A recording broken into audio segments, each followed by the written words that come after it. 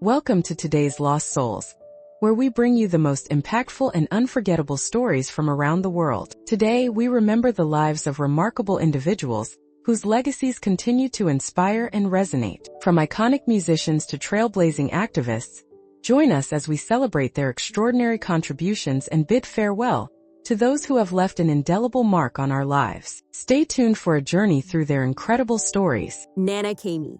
Nana Caymmi, one of Brazil's most beloved and powerful voices in music, has passed away at the age of 83. Known for her deep, expressive vocals and the emotional richness she brought to every performance, Nana was more than just a singer. She was the soul of Brazilian music for generations. Born into the legendary Caymmi family in Rio de Janeiro, Nana was destined for greatness.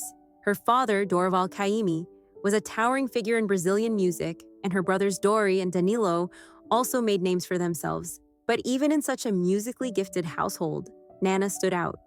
Her voice carried an aching depth, a raw beauty that could stop listeners in their tracks.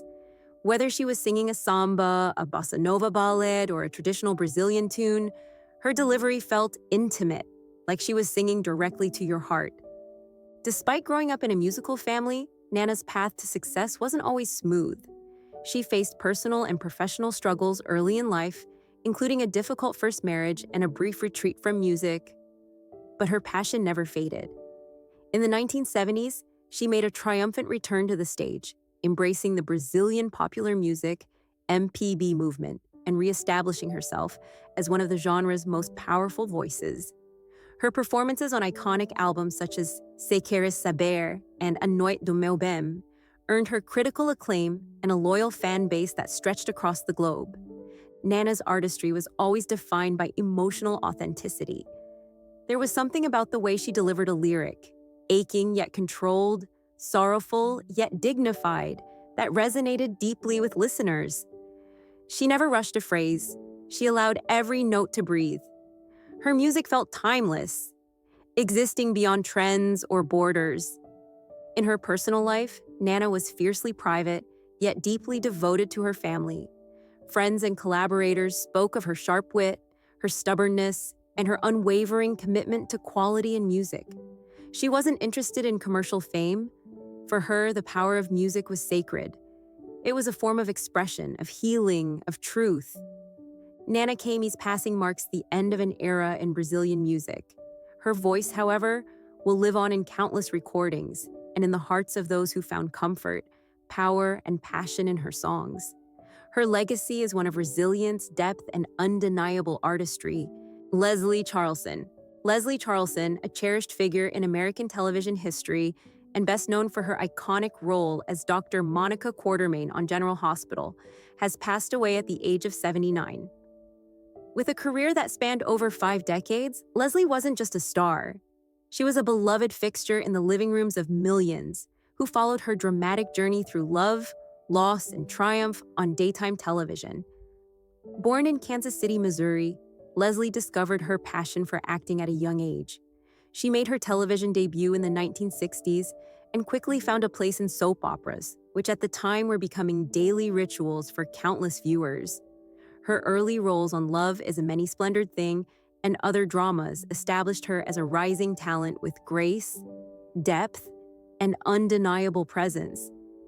But it was in 1977 when she joined General Hospital that Leslie Charleson became a household name. As Monica Quartermain, she portrayed a brilliant cardiologist with a fiery personality and a complicated past. For decades, she brought nuance to the role, tackling storylines that range from medical emergencies and romantic entanglements to family tragedies and personal redemption. Her portrayal was so compelling that she became one of the longest-serving cast members in the show's history. Leslie's performance as Monica wasn't just entertainment, it was deeply human. She showed the vulnerabilities behind strength, the sorrow behind ambition, and the love that endured through the chaos of life. Her fans saw more than a character. They saw themselves, their struggles, their hopes. Leslie's ability to make Monica real, flawed, and admirable is what kept audiences invested for over 45 years. Off-screen, Leslie was known for her kindness, professionalism, and dedication to her craft. Fellow cast members often spoke of her warmth and her generosity with newer actors. She was a mentor, a friend, and a quiet leader who helped set the tone behind the scenes on one of television's most enduring series. In her later years, though her appearances became less frequent due to health issues, Leslie remained a beloved figure within the soap opera community. Fans rallied around her during absences, and each return to the screen was met with an outpouring of love and nostalgia. Leslie Charleson's legacy is etched not just in the history of daytime TV, but in the hearts of viewers who grew up watching her. She was a storyteller, a trailblazer, and a constant reminder that strength and vulnerability can coexist beautifully. Her passing leaves a void, but her performances will live on for generations to come. David Lynch. David Lynch, the visionary filmmaker whose surreal and haunting works redefined the boundaries of cinema and television, has passed away at the age of 78. Known for crafting eerie dreamscapes and emotionally charged narratives, Lynch was more than a director. He was a cinematic poet whose work inspired generations of storytellers and left an indelible mark on art and culture. Born in Missoula, Montana, David's early life was shaped by the constant movement of his family across the United States. He often spoke of an idyllic 1950s Americana that would later contrast starkly with the dark undercurrents present in his films. His fascination with the duality of human nature, with beauty and darkness intertwined, became the foundation of his creative voice. Lynch burst onto the scene with his 1977 debut feature Eraserhead, a film that shocked, baffled, and amazed audiences. Shot in black and white over several years, it introduced the world to Lynch's signature style: intense visuals, abstract symbolism, unsettling sound design, and a deep exploration of psychological fears. He went on to direct critically acclaimed films like The Elephant Man, Blue Velvet, Wild at Heart, Mulholland Drive, and Lost Highway. Each film was a plunge into the subconscious, often blurring the line between reality and dream, beauty and horror. Mulholland Drive in particular is hailed as one of the greatest films of the 21st century, a haunting Hollywood mystery that lingers in the minds of viewers long after the credits roll. But perhaps his most widely known contribution to popular culture was the cult television series Twin Peaks. Premiering in 1990, it broke all conventions of what a TV show could be. With its quirky characters, mysterious plot lines, and chilling undertones, Twin Peaks became a cultural phenomenon and set the stage for the golden age of prestige television. Despite his fame, Lynch remained an enigmatic and humble figure. He was also a painter, musician, and devoted practitioner of transcendental meditation, which he credited for much of his creative clarity. In interviews, he often spoke in metaphor and mystery, preferring audiences to interpret his work on their own. David Lynch didn't just make films, he made feelings, dreams, and experiences. He gave us stories that couldn't be neatly explained because life itself is not neat. His passing marks the end of an era, but his legacy will forever ripple through film, art, and the very way we dream. Pamela Bach Hasselhoff. Pamela Bach Hasselhoff, the accomplished actress and television personality best known for her role on Baywatch and her vibrant presence on and off screen, has passed away at the age of 61. Her radiant charm, undeniable screen presence, and resilient spirit left a mark not only in Hollywood, but in the hearts of those who knew her. Born Pamela Ann Weissenbach in Tulsa, Oklahoma, Pamela was drawn to performance from a young age. She studied the arts in school and pursued acting with passion, moving to Los Angeles to chase her dream. It didn't take long for her to begin landing roles in television and film, her natural charisma and glowing beauty catching the attention of casting directors and audiences alike. Pamela's most iconic role came in the 1990s, when she joined the cast of Baywatch, the internationally famous lifeguard drama that captivated audiences around the world. As Kay Morgan, a strong-willed and compassionate character, Pamela brought emotional depth to a show known more for action and beachside heroics. Her performance resonated with viewers and made her a familiar face in households across the globe. Outside of Baywatch, Pamela appeared in numerous TV series and films, including The Young and the Restless, Sirens, and Castle Rock. She wasn't just an actress, she was also a producer, working behind the scenes on several projects and displaying a deep understanding of storytelling and entertainment. Her personal life often made headlines, especially her high-profile marriage to actor David Hasselhoff. Together, they became one of television's power couples of the era. Despite the challenges that came with public scrutiny and fame, Pamela remained dedicated to her family and raised two daughters who adored her deeply. Behind the spotlight, Pamela was a woman of incredible strength and quiet generosity. She supported numerous charities, particularly those focusing on children and addiction recovery, issues close to her heart. Friends described her as kind, down to earth, and always willing to lend a hand to someone in need. Even as she stepped back from acting in later years, Pamela stayed connected to the industry and to her fans. She was a frequent guest at Baywatch reunions and fan conventions, always with a smile and a story to share. Her warmth never faded, and her love for the art of performance remained constant until the end. Pamela Bach Hasselhoff's passing is a poignant loss to the entertainment world. But through her roles, her resilience, and her lasting impact on television, her legacy lives on. Jack Lilley, the legendary Hollywood stuntman and actor whose daring performances graced countless classic westerns and action films, has passed away at the age of 93. Known for his grit, resilience, and fearless work ethic, Jack was more than just a stuntman. He was a symbol of old-school Hollywood bravery, a man who risked it all to bring thrilling moments to life on screen. Born in 1931 in Los Angeles, California, Jack grew up during the golden age of cinema. As a young boy, he was captivated by cowboy films and action serials, dreaming of one day being part of that world. After serving in the military, Jack returned to California, determined to break into the movie business, not as a leading man, but as one of the unsung heroes behind the scenes, a stunt performer. His early work began in the 1950s, and it didn't take long for Hollywood to recognize his raw talent.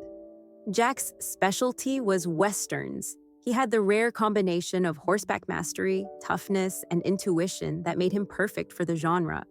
He performed in films like Gunsmoke, Bonanza, The Wild Wild West, and many John Wayne classics, often doubling for leading men in high-risk scenes involving horses, brawls, and fire.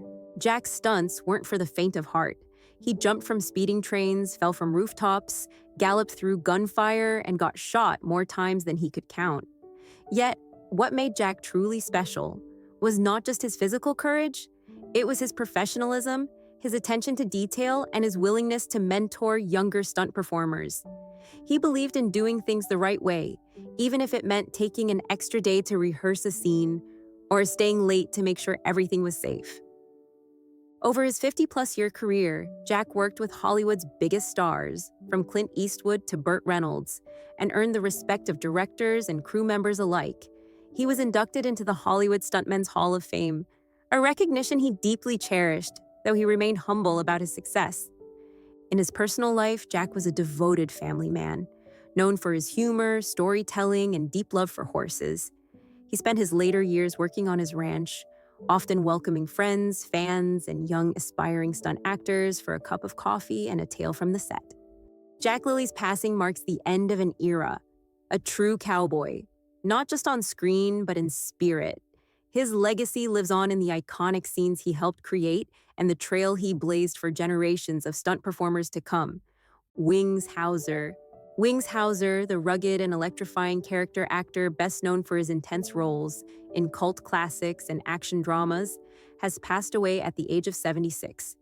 With a screen presence that could command attention in seconds and a voice thick with grit and emotion, Wings embodied the kind of wild, unpredictable energy that few actors could match. He was a staple of the 1980s and 1990s cinema, especially in roles that required danger, charm, and a sense of chaos lurking just beneath the surface. Born Gerald Dwight Hauser in Hollywood, California in 1947, he was the son of screenwriter and director Dwight Hauser. Growing up in the heart of the film industry, Wings was drawn to the spotlight from a young age, but his path was anything but traditional. He began his career not in acting, but in music, releasing an album in the early 1970s under the name Wings, which later became his enduring nickname. But it was acting where he truly found his calling, where where he could channel his intensity into unforgettable characters. His breakthrough came in 1982 with Vice Squad, where he played the unhinged and terrifying pimp Ramrod, a performance so fierce and raw, it instantly made him a cult figure. The film was violent, grimy, and unapologetically brutal, and Wings embraced the role with a ferocity that scared audiences and impressed critics. From there, he became the go-to actor for roles that required darkness, unpredictability, and danger. Films like Deadly Force, Tough Guys Don't Dance, and The Art of Dying cemented his reputation. Wings was also a prolific presence on television, with appearances in Murder, She Wrote, The A-Team, Knight Rider, Roseanne, and Beverly Hills 90210. He had a chameleon-like ability to shift between hero and villain, cop and criminal, always bringing a sense of depth to even the briefest of roles. Behind the scenes, Wings was known for his generosity and sense of humor. Colleagues often described him as intense, yes, but also deeply loyal, playful, and endlessly creative. He came from a Hollywood lineage, but he never coasted on it. Every role he took, he brought something unexpected, something dangerous, something alive. Wings Hauser's legacy is etched into the annals of cult cinema, a wild spirit who refused to be tamed. His performances live on, thrilling new generations of viewers who discover him through late-night TV, streaming platforms, or word-of-mouth legend. He wasn't your typical Hollywood star.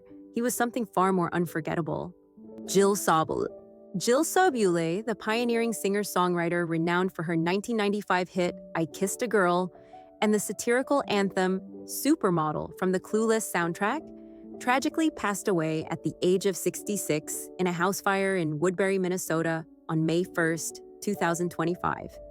Born on January 16, 1959 in Denver, Colorado, Sobule's musical journey began with her debut album, Things Here Are Different in 1990, produced by Todd Rundgren. However, it was her self-titled 1995 album that propelled her into the limelight, featuring the groundbreaking single, I Kissed a Girl. This song, depicting a same-sex relationship with nuance and authenticity, was among the first openly queer-themed tracks to reach the Billboard Top 20, marking a significant moment in LGBTQ+ representation in mainstream music. Sobule's Supermodel gained additional fame through its inclusion in the 1995 film Clueless, further cementing her status in pop culture. Over her 3-decade career, she released 12 albums, exploring themes ranging from personal struggles like anorexia and depression to broader social issues such as the death penalty and LGBTQ+ rights. A trailblazer in independent music production, Sobule was an early adopter of crowdfunding, raising $75,000 in 2009 for her album California Years, demonstrating her innovative approach to engaging with her audience. In her later years, Sobule ventured into musical theater, creating the autobiographical musical FCK 7th Grade, which received a Drama Desk nomination and was set to have its original cast recording released on June 6, 2025. Beyond her artistic achievements, Sobule was a dedicated human rights advocate, using her platform to support various causes and inspire change. Her manager, John Porter, described her as a force of nature and human rights advocate whose music is woven into our culture. Sobule is survived by her brother James, sister-in-law Mary Ellen, and 3 nephews. A formal memorial is planned for the summer, honoring her enduring impact on music and advocacy. Ina Canabaro Lucas. Ina Canabaro Lucas, the world's oldest verified living person and a revered Brazilian Roman Catholic nun, passed away peacefully on April 30th, 2025, in Porto Alegre, Brazil, at the age of 116 years and 326 days. Her remarkable life spanned over a century, during which she witnessed profound global transformations and remained steadfast in her faith and service. Born on June 8, 1908, in São Francisco de Assis, Rio Grande do Sul, Brazil, Ina was the great-granddaughter of General David Canabaro, a notable figure in the Ragamuffin War. Despite a frail childhood that led many to doubt her survival into adulthood, she pursued education and spirituality with vigor. In 1928, she took her religious vows in Montevideo, Uruguay, and returned to Brazil in 1930 to teach Portuguese and mathematics in Tijuca, Rio de Janeiro. By 1934, she had joined the Congregation of Teresian Sisters, dedicating her life to teaching and religious service. Ina's longevity and dedication did not go unnoticed. She became the world's oldest living person on December 29, 2024, following the death of Japan's Tomiko Ituka. Her age was officially recognized by the Gerontology Research Group and Longevity Quest. Ina was also the second oldest nun ever recorded, following France's Lucille Randon. Her life was marked by resilience and devotion. In 2018, Pope Francis sent her a special blessing on her 110th birthday, a testament to her unwavering faith. Even in her later years, she remained active within her community, known for her warmth, discipline, and work ethic. She often attributed her long life to her deep spirituality, stating, "He is the secret of life. He is the secret of everything." Beyond her religious commitments, Ina had a passion for football, being an enthusiastic supporter of Sport Club International. She also enjoyed traditional gaucho cuisine, famously requesting a whole roast suckling pig for her birthday celebrations. Ina Canabaro. Lucas's passing marks the end of an era. Her life, characterized by faith, service, and resilience, serves as an inspiration to many. She leaves behind a legacy of devotion and kindness that will be remembered for generations. Roy Cooper. Roy Cooper, a legendary figure in the world of rodeo and a pro-rodeo Hall of Famer, tragically passed away at the age of 69 due to a fire at his home near Decatur, Texas, on April 29, 2025. Known affectionately as the Super Looper, Cooper's exceptional skills in tie-down roping and his contributions to the sport have left an indelible mark on the rodeo community. Born in Hobbs, New Mexico in 1955, Roy Cooper grew up immersed in the rodeo culture. His father, Tuffy Cooper, was a rodeo cowboy and served as a significant influence on Roy's career.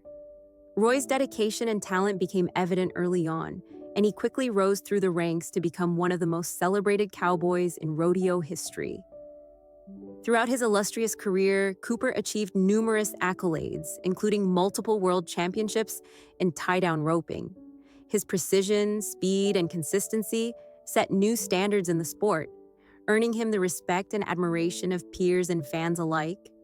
In 1976, he was named the PRCA Rookie of the Year, and by 1983, he had secured the all-around cowboy title, showcasing his versatility and dominance in the arena. Beyond his personal achievements, Roy Cooper was instrumental in mentoring the next generation of rodeo athletes. His commitment to the sport extended to his family, with his sons following in his footsteps and achieving success in professional rodeo events. Cooper's legacy is not only defined by his records and titles, but also by the inspiration he provided to aspiring cowboys and cowgirls across the nation. Off the arena, Cooper was known for his humility, generosity, and dedication to his community. He often participated in charity events, youth mentorship programs, and initiatives aimed at promoting the sport of rodeo. His approachable demeanor and willingness to share his knowledge made him a beloved figure beyond the competitive circuit. The news of his untimely passing has sent shockwaves through the rodeo world. Tributes have poured in from fellow athletes, fans, and organizations, all honoring the immense contributions Roy Cooper made to the sport. His legacy will continue to live on through the countless lives he touched and the standards he set in professional rodeo. David Horowitz. David Horowitz, a prominent conservative commentator, author, and activist, died on April 29, 2025, at the age of 86 after a prolonged battle with cancer. His death was announced by the David Horowitz Freedom Center, the conservative think tank he founded. Born on January 10, 1939, in Queens, New York, Horowitz was raised in a family of schoolteachers who were members of the American Communist Party. He earned a Bachelor of Arts from Columbia University and a master's degree in English literature from the University of California, Berkeley. In his early career, Horowitz was a prominent figure in the New Left movement of the 1960s and 1970s, serving as an editor for Ramparts magazine. However, he became disillusioned with leftist politics, particularly after the 1974 murder of his friend Betty Van Patter, a crime he attributed to the Black Panther Party. This event marked a turning point in Horowitz's ideological journey, leading him to embrace conservative views. He co-authored several books with Peter Collier, including The Rockefellers, An American Dynasty, which was a finalist for the National Book Awards. In 1988, Horowitz founded the David Horowitz Freedom Center in Los Angeles, aiming to promote conservative principles and counter what he saw as liberal bias in academia and media. He also launched Front Page Magazine, an online publication dedicated to conservative commentary.